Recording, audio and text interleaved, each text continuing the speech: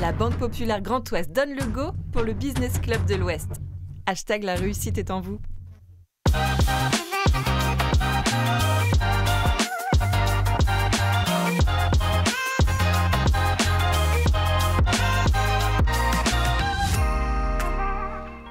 Bonjour à tous, soyez les bienvenus. Nous sommes très heureux de vous accueillir pour votre Business Club de l'Ouest. L'économie décryptée par ceux qui la font. Nous sommes accueillis au sein de l'Atrium à la Banque Populaire Grand Ouest que nous remercions pour son soutien. Je vais vous présenter tout de suite les chroniqueurs du jour.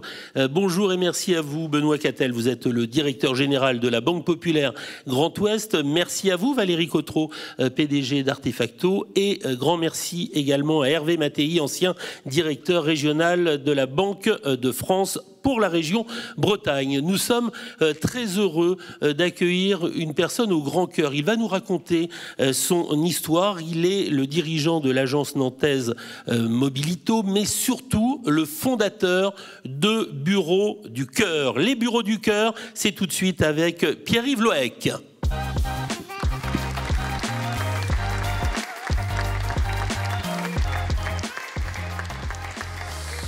Merci à vous Pierre-Yves Loec d'avoir accepté l'invitation du Business Club de l'Ouest pour une très très belle initiative. Vous allez nous dire dans un instant comment vous est venu d'avoir du cœur pour celles et ceux qui vraiment se trouvent dans le besoin. Car sans toi, difficile d'avoir un emploi, difficile aussi de s'intégrer dans la société. Il faut dire que vous avez bien essaimé depuis votre création.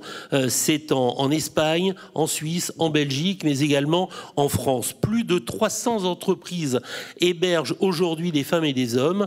C'est peu et beaucoup à la fois. Et pourtant, depuis sa création, vous avez proposé plus de 120 000 nuitées, aidé plus de 750 personnes. Et je crois que le tout départ, c'est lorsque vous voyez une femme dans un parking qui est à côté d'une bouche d'aération. Et là, vous vous dites qu'il faut faire quelque chose. Bonsoir. Effectivement, alors je ne sais pas si j'ai un grand cœur, ça vous verrez ça tout au long de la soirée, mais effectivement, ce qui m'a profondément choqué, on est en 2008, c'est un hiver assez froid, et comment mes bureaux sont à côté de mon parking, et sur mon parking, il y a une bouche d'aération sur laquelle, effectivement, une femme dort là toutes les nuits. Et donc, quand je quitte mes bureaux le soir, on avait des problèmes de chauffage à l'époque dans ces bureaux, donc on chauffait la nuit. Je croise cette femme et je me dis là quand même il y a quelque chose qui déconne. T'es dans ta voiture de patron. Bon, j'avais une jolie voiture de patron, hein, je ne peux pas se priver non plus. Et je lui dis t'es dans ta jolie voiture de patron et il y a cette femme qui dort dehors. Alors même que tu chauffes tes bureaux dans lesquels il y a une cuisine, parce que de plus en plus des bureaux comme les miens d'ailleurs, sont équipés de cuisine et d'équipements qu'on trouve dans les maisons, sont équipés d'une douche, évidemment de toilette. Et je dis, et elle va dormir dehors alors qu'il fait très froid, et il y a quelque chose qui déconne. Benoît Cattel. Merci de votre présence, une aventure extraordinaire. Moi, j'aimerais comprendre comment naît une telle aventure dans votre tête, mais aussi dans votre parcours. Peut-être quelques mots sur votre parcours. Vous dites j'étais un entrepreneur, j'avais une voiture. Voilà. Comment les choses se mettent en place et aviez-vous cela en vous depuis un moment? Est-ce une révélation? Voilà. Quels sont les éléments de votre parcours qui mènent à cette belle aventure? Alors, j'avais pas prévu de m'allonger sur le divan et de dévoiler l'intégralité de mon parcours. Mais enfin, moi, je suis brestois, donc je suis breton. J'ai grandi dans une famille catholique pratiquante. Donc, sans doute que, voilà, il y a quand même une espèce d'éducation du cœur là pour le coup. Enfin, en tout cas, je reconnais que je la dois à mes parents. Et puis, après les bureaux du cœur, ça naît quand même dans un contexte particulier. Donc celui-là, de cette rencontre, qui ne se fait pas d'ailleurs, parce qu'en fait, je ne l'ai jamais hébergée, cette femme, et elle dort toujours sur cette bouche d'aération. Moi, mes locaux ont déménagé, mais en tout cas, je sais qu'elle est toujours là. Mais c'est un contexte particulier parce que, en fait, à ce moment-là, je viens de prendre la présidence d'un mouvement qui s'appelle le CJD, le Centre des jeunes dirigeants, à Nantes. Donc c'est 130 chefs d'entreprise et qui œuvrent depuis déjà des dizaines d'années à mettre ce que le fondateur du mouvement a voulu pour nous, mettre l'économie au service de l'homme. Et donc voilà, je vais prendre le mandat de président du CJD, j'ai en tête cette phrase, j'ai effectivement mon éducation, et puis je veux diablement plaire à ma femme.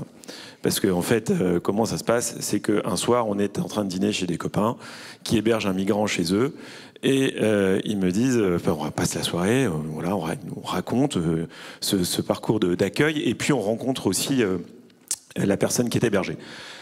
Et à la fin de la soirée, mon épouse me dit « mais il faut absolument qu'on héberge à la maison comme nos copains ». Et sans doute que je n'avais pas assez bu. J'ai dit non. Mais comme je le disais, je veux plaire à ma femme, j'ai dit « ok, mais peut-être pas à la maison, mais pourquoi pas au bureau ». Et donc là, j'ai mis le doigt dans l'engrenage. Et pourquoi je parle aussi d'un contexte particulier, c'est pas que le fait que je sois amoureux de ma femme, c'est une très belle histoire, mais la réalité, c'est que pour lancer un truc comme ça, il faut être plusieurs. Et c'est au CJD que j'ai trouvé l'énergie collective pour pouvoir le mettre en œuvre. Et donc j'ai présenté ça le premier jour de mon mandat. Il y a une quinzaine de mains qui se sont levées et l'idée s'est lancée. Valérie Cotreau. On va remercier votre femme ce soir, Oui. Mais il y a quand même des freins à l'adoption, c'est-à-dire que c'est pas. D'ailleurs, vous l'avez dit, la première réaction c'est non. Ça va être trop compliqué. Comment on va faire? C'est quoi les principaux freins? Parce que si demain Benoît Cattel et moi-même on veut accueillir du monde dans nos entreprises, comment ça marche? Comment on fait? C'est pas si simple que ça en termes de sécurité. Comment ça marche? Alors, ça marche bien, déjà, il faut quand même le dire. Maintenant, on a un peu d'expérience. L'initiative a 5 ans. On disait tout à l'heure, près de 700 personnes aidées, et puis surtout 300 entreprises qui accueillent tous les jours. Sur des durées qui sont assez longues, qui sont des durées de 3 à 6 mois, parfois un petit peu plus dans les villes où le logement est encore un peu plus difficilement accessible. Et donc, ces personnes viennent toujours dans le cadre d'un projet d'insertion. Elles sont systématiquement encadrées par une association tierce dont le métier est de faire de l'insertion. Parce que nous, on est quand même une association de dirigeants d'entreprise on a eu cette idée un peu saugrenue. Mais ce qu'on fait, c'est simplement mettre un toit sur la tête des personnes, mais le projet d'insertion est encadré par une association tierce. Donc ça, c'est pour le fonctionnement. Donc, concrètement, les personnes, elles arrivent le soir vers 18h et elles repartent. On leur demande d'être prêtes vers 8h30, 9h le matin en fonction des horaires de l'entreprise pour libérer à nouveau l'outil de travail et qu'il soit pleinement disponible pour l'entreprise. Évidemment, les personnes qui viennent dormir sont encadrées, vous l'avez compris, ont aussi, correspondent au cahier des charges Bureau du Cœur. C'est un peu terrible de dire qu'il y a un cahier des charges, un casting, une sélection. Tout ça sont des mots assez terribles quand on parle d'humain. Mais en l'occurrence, on ne peut pas accueillir dans des locaux d'entreprise des personnes qui ont des problèmes d'addiction, qui ont des problèmes d'alcoolisme, de drogue. On ne peut pas accueillir des personnes qui sont mineures, on ne peut pas accueillir des personnes qui ne sont pas en régularité sur le territoire, on ne peut pas accueillir des personnes qui ont des problématiques telles, d'un point de vue médical, qui nécessiteraient un traitement et une surveillance qu'on ne peut pas se permettre dans une entreprise. Donc, cette sélection est faite par l'association partenaire qui nous présente le ou la future invitée qui viendra dormir dans les locaux.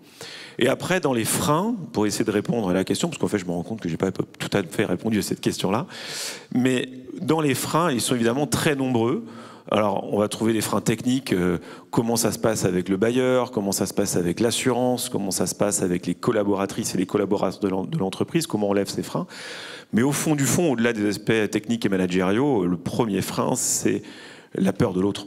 Et ça, je peux en parler parce que je l'ai bien connu, et vous l'avez compris, la peur de l'autre, parce que au fond, nous, les insérés, que nous sommes tous ici à peu près ce soir, et sans doute la plupart des personnes qui nous regardent aussi derrière leur écran, nous, les insérés, au fond, on fréquente assez peu les non-insérés. Et les non-insérés, ceux qui n'ont pas de job, et sans doute pas de toit, qui sont donc sans abri, qui font partie des 330 000 personnes en France qui sont sans domicile fixe. Et donc cette peur, effectivement, est alimentée par les stéréotypes qu'on s'est construits tout au long de nos rencontres réelles ou supposées de personnes sans abri. Donc voilà. Nous, on l'a levé grâce à une des personnes dans une des associations qui nous a dit « Écoutez, venez manger dans un de nos centres d'accueil pour que vous puissiez comprendre qui sont les personnes qui viendraient dormir chez vous. » Et c'est évidemment été une rencontre extraordinaire. Donc c'est là qu'on s'est rendu compte que tout était possible et qu'évidemment, on pouvait largement ouvrir nos portes. Hervé Mattei. J'imagine qu'il y a des interactions avant avec le personnel. Comment embarquer le personnel dans cette aventure ?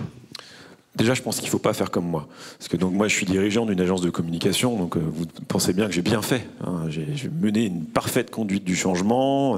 Non, j'ai fait globalement ce qu'il ne fallait pas faire. Donc j'ai débarqué dans une réunion qui était consacrée à mes collaborateurs avec un architecte d'intérieur qui aménageait nos futurs locaux. Et j'ai dit aux collaborateurs, vous voyez le plan, là, on pourrait mettre une porte, et là, ça permettrait de pouvoir dégager un espace suffisant pour faire dormir une personne qui serait sans abri dans nos locaux le soir et le week-end. Et là, j'ai quitté la réunion en disant, salut, bonne journée. Donc évidemment, j'ai salopé totalement la réunion. Ils n'ont pas du tout exprimé leurs besoins de locaux, etc., enfin de bureaux qui étaient l'objet de la réunion. Ils n'ont parlé que de ça. Alors j'ai beaucoup de chance parce qu'ils n'ont parlé que de ça. Ils ont trouvé l'idée intéressante et surtout, ils ont travaillé à la rendre possible. Donc, pourquoi je dis qu'il ne faut pas faire ça? Parce qu'évidemment qu'il faut expliquer qui sont les personnes qu'on va accueillir, comment on va les accueillir, les conditions dans lesquelles on va les accueillir, les conditions que je viens d'évoquer à l'instant, pour rassurer en fait les personnes qui passent quand même beaucoup de temps dans ces locaux, qui ne sont pas leur maison, mais qui sont quand même un endroit où on passe beaucoup de temps. Et donc, évidemment, il faut rassurer sur qui ça va être, comment ça va se passer, les horaires, comment on va protéger aussi le matériel de l'entreprise d'éventuels vols qui pourraient se produire ou dégradations. Enfin voilà. Donc, il y a ce temps-là et les bénévoles des Bureaux du Cœur sont formés à accompagner les dirigeantes, les dirigeants, les équipes, les collaboratrices, les collaborateurs des entreprises qui souhaitent accueillir pour faire ce travail de conduite de changement qui est tout à fait nécessaire. Pierre-Yves Loec, depuis sa création, Bureau du Cœur s'est structuré. Il y a aujourd'hui 10 salariés. Le financement, c'est à peu près 80% par des mécènes, 20% de dons. C'est aussi, là aussi, un véritable challenge pour pérenniser un peu cette structure. Ouais, c'est un vrai challenge parce que évidemment, on a beau être des dirigeants d'entreprise et être assez rompus aux choses économiques et aux questions de financement.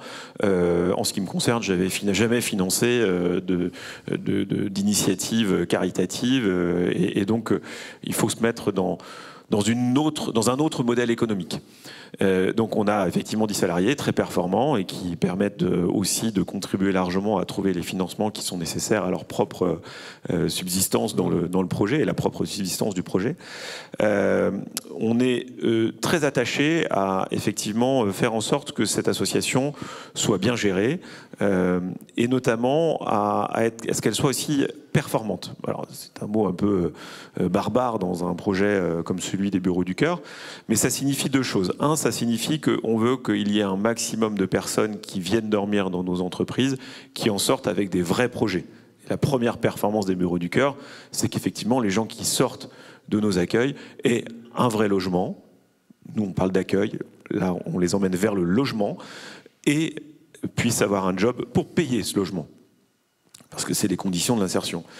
Et donc ça c'est la première clé de performance. Donc là, on travaille évidemment beaucoup sur accompagner ceux qui accompagnent, donc dynamiser le projet d'insertion et contribuer à faire en sorte que effectivement cette sortie se fasse de manière positive. Puis la deuxième chose, c'est dans la bonne gestion, j'allais dire bon père de famille de cette association. Aujourd'hui, il n'y a pas d'argent public dans cette association. Alors est-ce que c'est parce qu'on est des dirigeants qu'on y est allergique? J'en sais rien, parce que dans nos entreprises, on touche parfois un peu d'argent public. Donc il y a des subventions pour accueillir des alternants, etc. Donc on n'est pas anti-argent public, mais il se trouve qu'aujourd'hui, on n'en a pas eu besoin et c'est plutôt quand même une petite fierté dans notre modèle de développement. Et il faut comprendre aussi qu'un lit d'urgence coûte environ 10 000 € à la collectivité par an.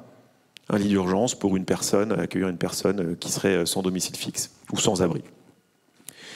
Un lit d'urgence, entre guillemets, enfin en tout cas dans le budget des Bureaux du Cœur, ça coûte 1 500 €. Et on souhaite tendre vers le 1 000 €. Alors ça ne veut pas dire que ça y est, on est plus fort que les autres et donc on est moins cher et c'est formidable parce que bon, dans les 10 000 € du lit d'urgence traditionnel, il y a aussi des missions d'insertion que nous n'assurons pas, donc ce serait évidemment un peu léger de s'arrêter là. Mais en tout cas, on est très attaché effectivement aussi à avoir une performance économique dans la manière dont on réalise notre mission. Une nouvelle question avec Benoît. Oui, il y a plein de questions. J'en ai une sur comment les personnes que vous accueillez vivent la situation. On a parlé du côté employeur en quelque sorte, mais celui qui va en bénéficier entre guillemets, comment lui vit les choses, quels sont les retours d'expérience qu'ils vous font, et puis est-ce que sur le domaine de l'insertion dont vous parlez, ces parcours sont plus remarquables ou performants, j'utilise aussi des termes de manager si je puis dire, que d'autres choses qui peuvent exister, parce qu'il y a plein d'initiatives en la matière, mais celle-là ayant cette particularité, c'est quoi sa valeur ajoutée si je puis dire? Alors, il y a deux questions. Je vais essayer de répondre à la première déjà, qui est qu'est-ce que ressentent les personnes quand ils arrivent dans nos bureaux? Alors, c'est une bonne question parce que, en fait, la première personne, par exemple, qui a visité mes bureaux, elle n'a pas voulu y dormir. Donc là, je me suis dit, super, Pierre-Yves, ton idée est bien pourrie. Tu peux rentrer chez toi avec ton grand cœur. Et donc, le cœur était grand, mais l'idée était petite. Bref, bon, il se trouve que c'était une femme qu'elle a visité les locaux qu'elle n'a pas voulu y dormir. Bon, pourtant, on a des locaux qui sont plutôt sympa, mais voilà, c'est comme ça. Donc ça a été une vraie crainte. Après, qu'est-ce qui se passe? Évidemment que la réaction de cette femme, en réalité, elle est assez logique. On vient vous faire dormir dans un lieu où il y a plein d'inconnus qui passent la journée, et il va y avoir des croisements le soir et le matin, et ces zones de croisement mettent pas forcément très à l'aise nos invités. Donc, évidemment, ça reste une aventure humaine assez extraordinaire qu'on propose à nos collaboratrices et à nos collaborateurs. Et donc la magie vient de nos collaboratrices et nos collaborateurs qui mettent à l'aise les personnes qui viennent dormir en proposant de rendre des menus services, je te lave ton linge, je t'apporte un plat préparé, je t'aide à refaire ton CV, enfin bref, je te mets en réseau, parce que évidemment que nous, insérés, nous avons beaucoup de réseaux, et y compris nos collaboratrices et nos collaborateurs. Et donc, tous ces coups de main là, viennent aussi apporter une forme de performance, et là je commence à répondre à votre deuxième question, à nos invités. Et peut-être que, justement, une des choses qui est assez efficace dans notre modèle, c'est justement qu'on vient quand même mettre des gens qui sont toujours un peu éloignés justement de ce monde des insérés, donc, que j'évoque depuis tout à l'heure, parce que je ne sais pas trop bien comment le qualifier sinon qu'en en parlant comme ça. On les remet quand même dans le monde des insérés. Parce qu'il n'y a pas beaucoup plus monde désinséré qu'une entreprise, hein, puisque généralement les gens qui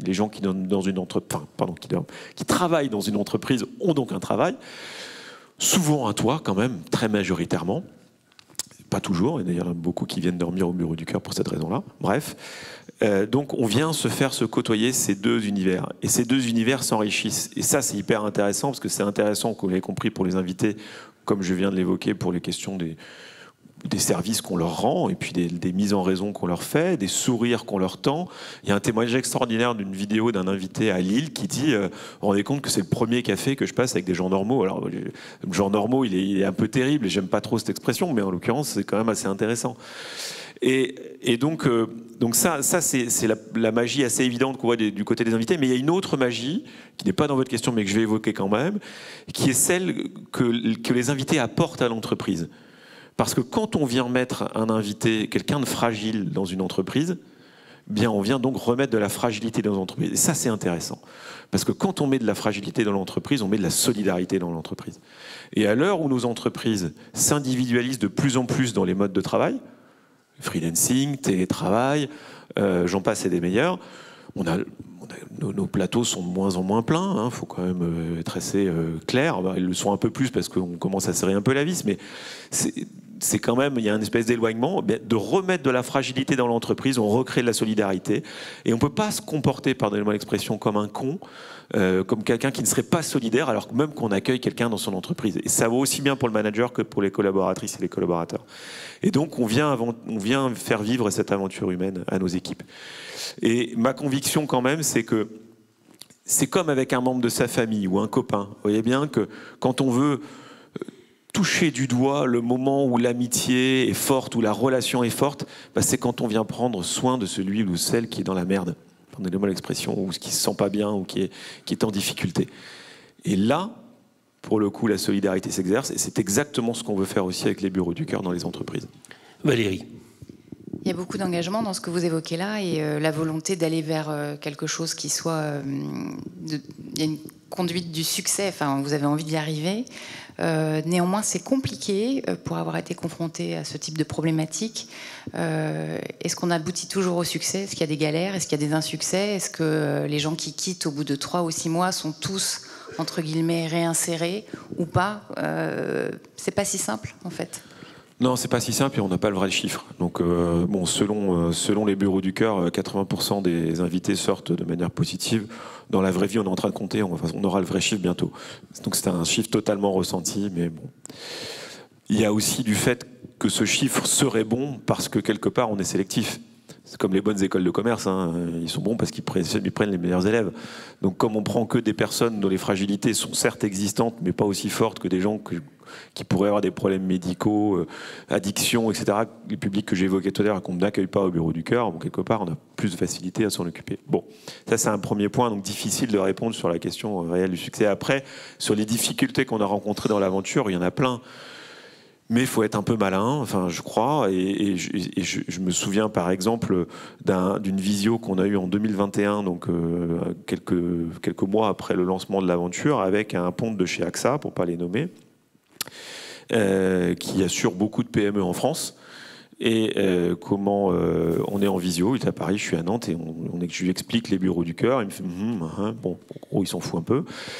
Et puis je lui dis non, mais est-ce que vous vous rendez compte que moi, en tant que dirigeant, je dors beaucoup mieux depuis que j'ai quelqu'un qui dort dans mon entreprise? Je lui dis en gros clairement, Coco, tu vas baisser ton risque, puisque du coup, quelqu'un qui dort dans l'entreprise, quand quelqu'un essaie de trifouiller la serrure pour y rentrer avec effraction, que la lumière s'allume et qu'il y a des bruits de pas, on peut se douter que c'est pas peut-être la meilleure cible à attaquer, et qu'il vaut peut-être mieux aller passer un peu plus loin. Et donc ça aide l'assureur dans sa mission. Et là, on a une réaction formidable. Oh, c'est génial, vraiment, pour la RSE, en plus, ce sera top. Bon, bah écoutez, super, voilà. Et effectivement, aujourd'hui, les 4 plus gros assureurs français ont des clauses bureau du cœur dans leur contrat. Et ça, c'est un vrai succès pour le coup, qui était quand même pas totalement gagné, il faut bien dire au départ, parce que en fait, la plupart des assureurs ont commencé par nous dire non. Donc voilà, mais c'est chouette, aujourd'hui ils nous suivent et on a beaucoup besoin d'eux pour faire passer et faire avancer ce projet. Il nous reste 3 minutes, ce serait la dernière question. Hervé Mattei. Alors une dernière question, est-ce qu'il arrive qu'un invité ou une invitée se fasse embaucher dans l'entreprise accueillante? Oui, c'est arrivé. C'est arrivé notamment, je crois, à la présidente de la Banque Populaire ici, à Karine Chénaud, qui accueille au bureau du cœur dans son entreprise Lambert Manufil à côté de Nantes et qui a embauché son propre invité. Donc oui, ça arrive. Alors ça arrive pas tous les 4 matins. Donc c'est une entreprise industrielle, donc avec des niveaux de main d'œuvre qui sont aussi moins qualifiés, en tout cas pour le poste dans lequel il a été embauché. Moi, par exemple, dans mon agence de communication, c'est plus compliqué parce qu'effectivement, on est plus exigeant, notamment d'un point de vue académique, et on n'a pas toujours, effectivement, dans ces publics fragiles, les niveaux académiques suffisants pour être embauché. Mais c'est arrivé, et donc ça fait évidemment des super belles histoires. On en parlait au tout début en France, à l'étranger. Vous continuez encore cette stratégie de conquête et de développement ? Alors oui et non, c'est-à-dire que en fait c'est une stratégie de conquête qui n'est pas une stratégie, hein. C'est un subissement stratégique si vous voulez. C'est-à-dire qu'en fait on vient nous voir en disant on aimerait bien monter les bureaux du cœur sur notre territoire, dans notre ville, à Lisbonne, à Barcelone, à Marseille, bref, à Rennes évidemment. Et je salue Jean-Marc Tarian qui s'occupe des bureaux du cœur ici à Rennes. Donc on vient généralement nous voir en disant on a envie de porter le projet. Donc aujourd'hui, on essaie de se concentrer sur les 28 villes qu'on a ouvertes en France et en Europe. On a un peu ralenti sur l'ouverture de nouveaux territoires, mais voilà, on sait que l'Allemagne commence à frapper à la porte. Et comme l'idée se suffit à elle-même, on ira aussi aider les équipes allemandes à démarrer. Un grand merci à vous, Pierre-Yves Loec, dirigeant de l'agence Nobilito et fondateur des Bureaux du Cœur. Merci à Benoît Cattel, Valérie Cotreau et Hervé Mattei. On se retrouve très vite pour d'autres Business Club de l'Ouest. Merci à toutes et à tous.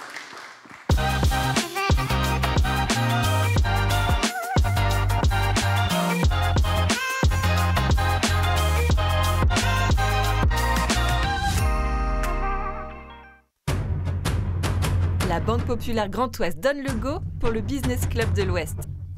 #la réussite est en vous.